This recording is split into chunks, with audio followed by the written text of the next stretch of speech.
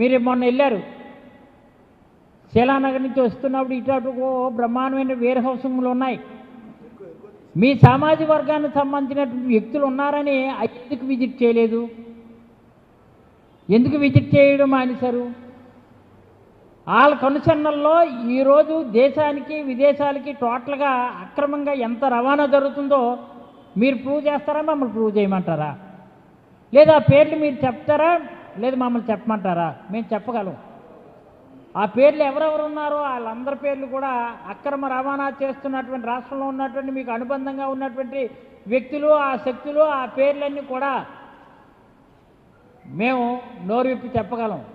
ప్రభుత్వంలో ఉన్నటువంటి వాళ్ళు మీరు అందరూ ఉన్నారు. ప్రభుత్వంలో మీ దగ్గర కావలసినటువంటి యంత్రాంగం ఉంది. ఈరోజు అధికారంతో ఈ రేషన్ బియ్యాన్ని అంతా కూడా దేశాలు దాటించేస్తున్నారు.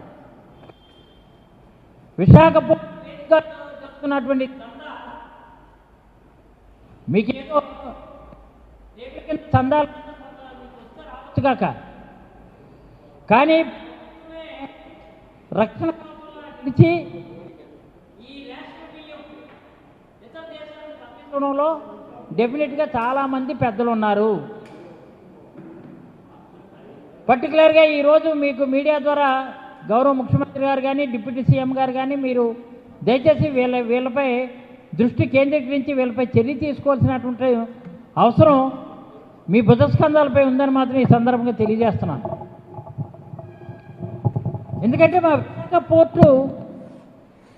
విశాఖ పోర్టే ఒక వేదికగా దీనికి పనిచేస్తుంది, వేదికగా ఉంది.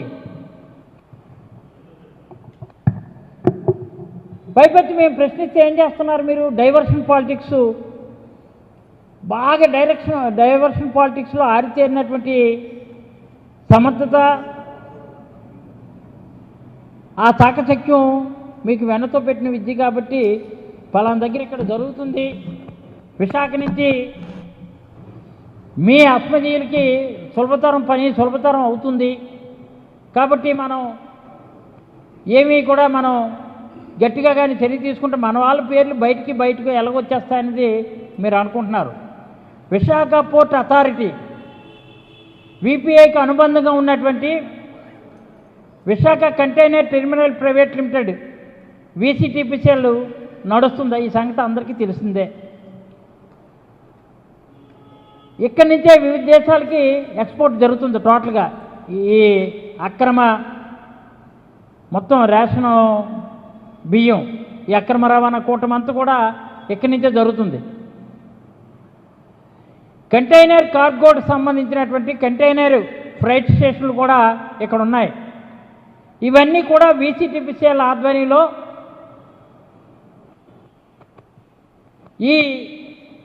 ఈ సిఎఫ్ఎస్లు నడుస్తున్నాయి.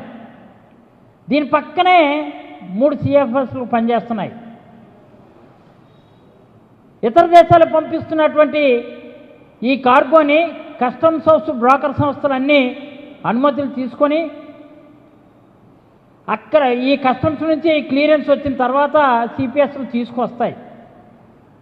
అవన్నీ కూడా సిపిఎస్లు తీసుకొచ్చిన తర్వాత ఎక్కడైతే వేర్ హౌసింగ్స్ ఉంటాయో ఆ గొడౌన్లో ఈ బియ్యాన్ని అంతన్నీ కూడా అక్కడ నిల్వ చేస్తుంటారు.